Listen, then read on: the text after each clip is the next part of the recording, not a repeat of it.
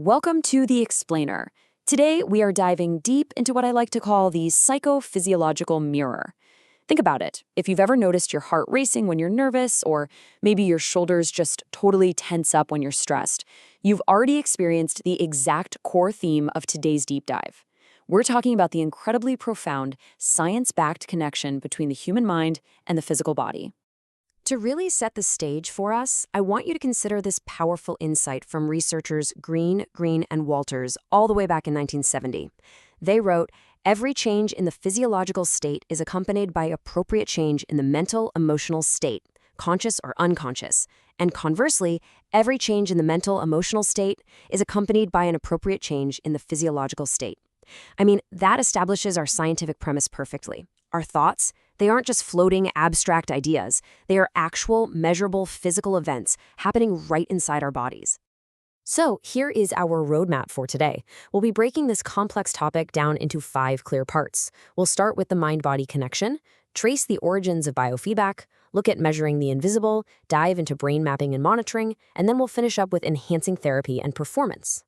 All right, part 1, the mind-body connection. First things first, let's define what we're actually talking about here. Psychophysiology is literally the scientific study of the interconnection and mutual influence between the mind and the body. And what's so beautiful about this field is that it takes this ancient human intuition, that gut feeling that our moods somehow affect our physical health, and it evolves it into modern evidence-based medicine. Throughout history, philosophers always suspected this link, but today we actually have the hard data to prove it. So the biological machinery behind all of this is your autonomic nervous system. This is the system managing all your involuntary actions, and it's essentially split into 2 main branches. On one side, you have the sympathetic system. Think of this as your body's emergency mode. It's your fight or flight. It diverts energy, tenses up your muscles, and entirely shuts down digestion so you can survive a sudden threat. But on the other side is the parasympathetic system. This is your resting mode. It handles digestion, cellular regeneration, and recovery. Now, the big takeaway here is that a lot of health issues pop up when we get chronically stuck in that sympathetic, high-stress emergency mode. Okay, moving right along to section 2, the origins of biofeedback. Let's look at how we actually figured all of this out. Historically, there was just this profound shift in human understanding. See, for centuries, we thought autonomic functions like your heart rate or your digestion were entirely out of our control. But check out this timeline. Back in 1908, Edmund Jacobson figured out how to consciously reduce stress through progressive muscle relaxation.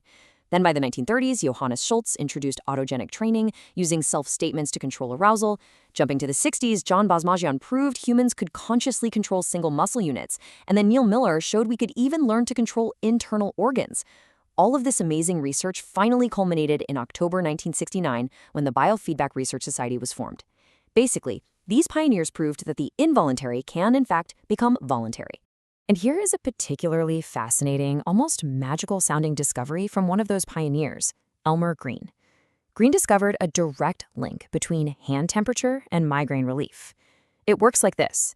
Because our fight-or-flight response naturally pulls blood away from the skin and toward our major muscles, our hands actually get cold when we're stressed. Well, Green realized that by teaching patients to consciously relax the muscles around their blood vessels, which visibly warmed up their hands as the blood flow returned, they could miraculously make debilitating migraine headaches just disappear. How crazy is that? Which brings us to section 3, measuring the invisible. This is our biofeedback toolkit. When we contrast abstract emotional concepts like fear or stress with concrete, measurable physiological data, things get really interesting. We've got a whole toolkit here. We have temperature, tracking blood flow to treat things like migraines. We have EDA, which measures sweat to treat anxiety and phobias. We have HRV, tracking the heartbeat to balance the whole nervous system. And we have EMG, measuring muscle tension for jaw clenching and tension headaches. We are essentially taking the invisible mind and turning it into visible, actionable data. Let's zoom in on one of the absolute most powerful metrics we have, heart rate variability, or HRV. Now, you might think a perfectly steady, metronome-like heartbeat is the ideal state, but actually, a healthy heart naturally fluctuates. This fluctuation, where your heart speeds up when you inhale and slows down when you exhale, reflects an optimal, flexible balance between those sympathetic and parasympathetic systems we talked about earlier. By practicing deep, diaphragmatic breathing, we can actively create this wave-like change in our heart rate that promotes incredibly deep physiological healing. Another totally fascinating tool is electrodermal activity, or EDA. The crucial point you need to know here is that our sweaty palms are basically a built-in, instantaneous alarm system for our emotional state. Because it's tied directly to that sympathetic nervous system, EDA reacts to emotional stimuli in under 2 seconds, literally under 2 seconds. Whether it's fear, worry, anger, or a sudden panic attack, this metric spikes immediately. It allows a patient and a therapist to see exactly when emotional arousal is happening in real time.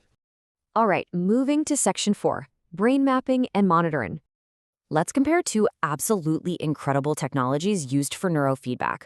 On the one side, we have EEG, which measures the electrical firing of your brain waves. This is fantastic for training focus, like managing ADHD or training deep relaxation. On the other side, we have a tool called HEG. Now, HEG doesn't measure electricity. It actually uses infrared light passed right through the skull to measure blood flow and oxygenation. Since blood carries the fuel that powers neural activity, HEG allows us to quite literally watch the brain feed itself with oxygen in real time while it works through cognitive tasks. But, a clinician doesn't just start training a brain out of nowhere. They follow a highly structured procedure. First step, they map the baseline electrical activity using what's called a quantitative EEG, or QEEG.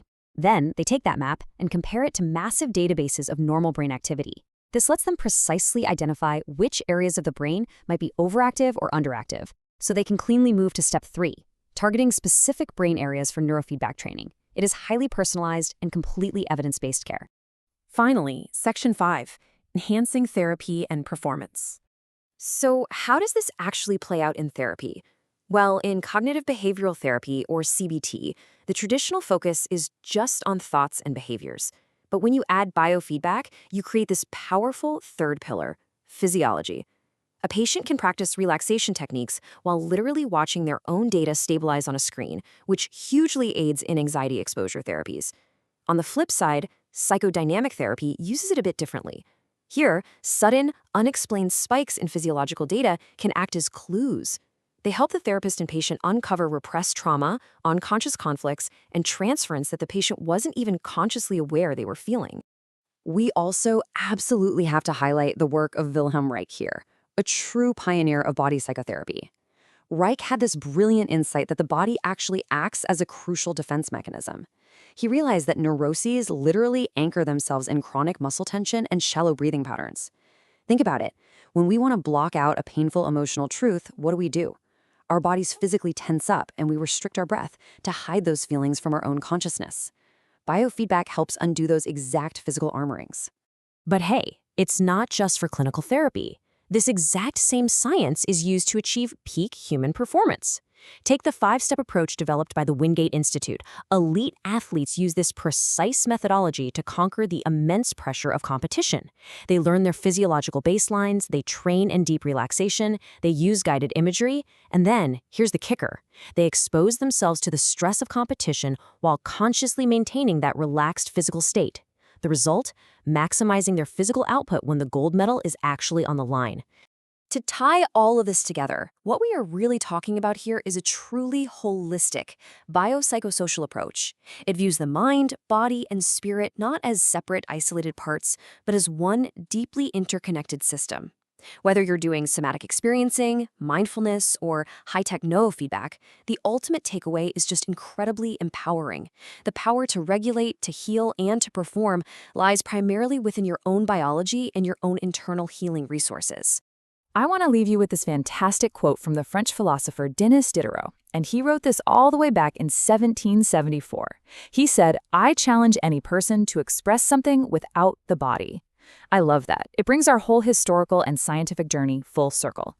Long before we had computers or skin sensors or complex brain maps, we understood that the mind simply cannot exist in isolation from the flesh it inhabits. So as we wrap up this explainer, I want to leave you with a provocative question to ponder today. How connected are you to your own physical echoes? The next time you feel a strong wave of emotion, don't just notice the thought in your head. Notice your breath. Notice your shoulders. Notice your heart rate. Your body is always talking to you through the psychophysiological mirror.